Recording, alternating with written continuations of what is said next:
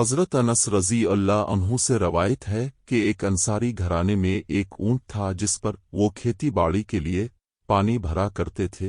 वो उनके काबू में न रहा और उन्हें अपनी पुश्त पानी लाने के लिए इस्तेमाल करने से रोक दिया।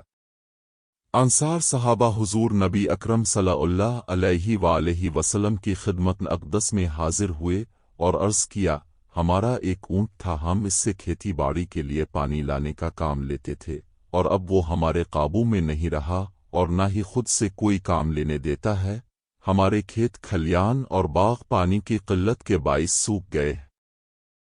हुजूर नबी अकरम सल्लल्लाहु अलैहि वसल्लम ने सहाबा किराम से फरमाया, उठो। बस सारे उठ खड़े हुए और इस अंसारी के घर तशरीफ ले गए। अब सल्लल्लाहु अलैहि वसल्लम बाग में दाखिल हुए। ड्रान हाल यक्का ऊँट एक कोने में था। हुजूर नबी अकरम सल्लल्लाहु अलैहि वसल्लम ऊँट की तरफ चल पड़े तो अंसार कहने लगे, या रसूल अल्लाह, ये ऊँट कुत्ते की तरह बावला हो चुका है और हमें इसकी तरफ से अब पर हमला का खतरा है। हुजूर नबी अकरम सल्लल्लाहु अलैहि वसल्लम ने फरमाया, मुझे इससे कोई नुकसान नहीं होगा। ऊँट ने जैसे ही हुजूर नबी अकरम सल्लल्लाहु अलैहि वसल्लम को देखा तो अब सल्लल्लाहु अलैहि वसल्लम की तरफ बढ़ा, यहाँ तक करीब आकर अब सल्लल्लाहु अलैहि वसल्लम के सामने सजदा में गिर पड़ा। हुजूर नबी अकरम सल्लल्लाहु अलैहि वसल्लम ने इसे पेशानी से पकड़ा और हसब साबिक दोबारा काम पर लगा दिया। सहाबा किराम ने ये देखकर आप सल्लल्लाहु अलैहि वसल्लम की खिदमत में अर्ज़ किया, या रसूल अल्लाह, ये तो बेअक्ल जानवर होते हुए भी आपको सजदा कर रहा है और हम तो अक्ल भी रखते हैं, इससे ज़्यादा हकदार हैं कि आपको सजदा करें। और एक रवायत में है कि सहाबा ने अर्ज़ किया, रसूल अल्लाह, हम जानवरों से ज़्यादा आपको सजदा करने के हकदार हैं। अब सल्लल्लाहु अलैहि वसल्लम ने फरमाया, किसी फर्न बशर के लिए जायज़ नहीं कि वो किसी बशर को सजदा करे, और अगर किसी बशर का बशर को सजदा करना जायज़ होता तो अल्लाह बीवी को हुक्म देता कि वो अपने शौहर को उसकी इस अजीम कदर व मंजिलत की वजह से सजदा करे जो कि इसे बीवी पर हासिल है।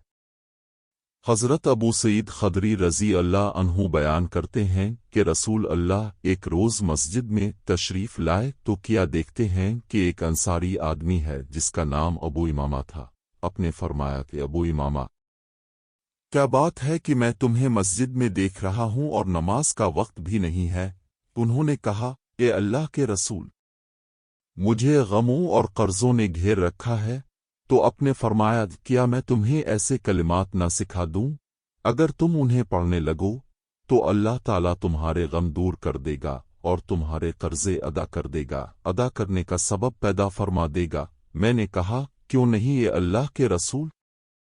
फरमाया, सुबह व शाम ये कलिमात पढ़ा करो। अल्ले आमुए नुन एअज़ाबनुम न अलैमुन वाल हिज़नन वायअज़ाबनुम न अलैजिज़न वाल वसैलन वायअज़ाबनुम न अलजाबन वाल बाखलन वायअज़ाबनुम न ग़िलबन अलदुन वक़ैन अलरंजल। ए अल्लाह, मैं तेरी पनाह चाहता हूँ परेशानी और गम से, आजिज़ रह जाने और कसलमंदी से, और तेरी पनाह चाहता हूँ बुज़दिली और बखीली से, और तेरी पनाह चाहता हूँ कर्ज़े और ज़ालिमों के ग़लबे से। हज़रत अबू इमामा रज़ी अल्लाह अन्हु बयान करते हैं कि मैंने ये दुआ करनी शुरू की तो अल्लाह ताला ने मेरी परेशानियाँ दूर कर दें और कर्ज़ों की अदायगी का सबब भी पैदा फरमा दिया।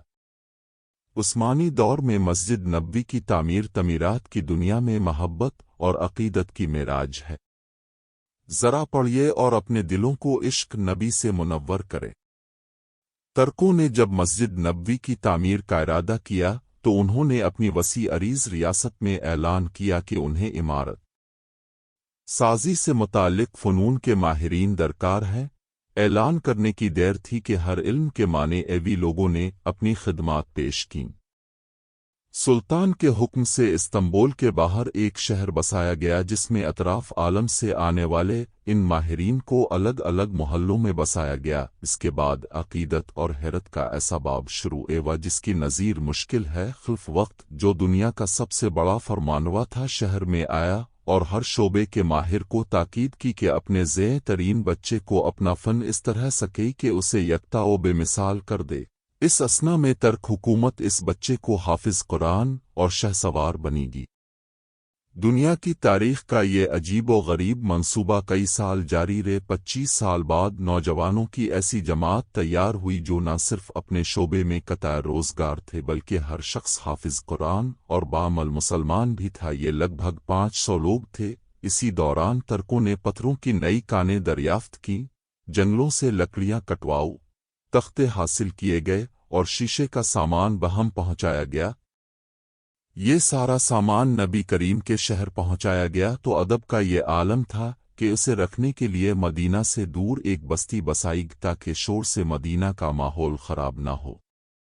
نبی کے ادب کی وجہ سے اگر کی پتھر میں ترمیم کی ضرورت پڑتی تو اسے واپس اسی بستی بھیجا جاتا۔ ماہرین کو حکم تھا کہ ہر شخص کام کے دوران باوضو رہی اور درود شریف اور تلاوت قرآن میں مشغول رہی۔ اجرا مبارک کی جالیوں کو کپڑے سے لپیٹ دیا گیا کہ گرد غبار اندر روضہ پاک میں نہ جائے۔ ستون لگائے گئے کہ ریاض الجنت اور روضہ پاک پر مٹی نہ گرے۔ یہ کام 15 سال تک چلتا رہے اور تاریخ عالم گواہ ہے ایسی محبت ایسی عقیدت سے کوئی تعمیر نہ کبھی پہلے ہوئی اور نہ کبھی بعد میں ہوگی۔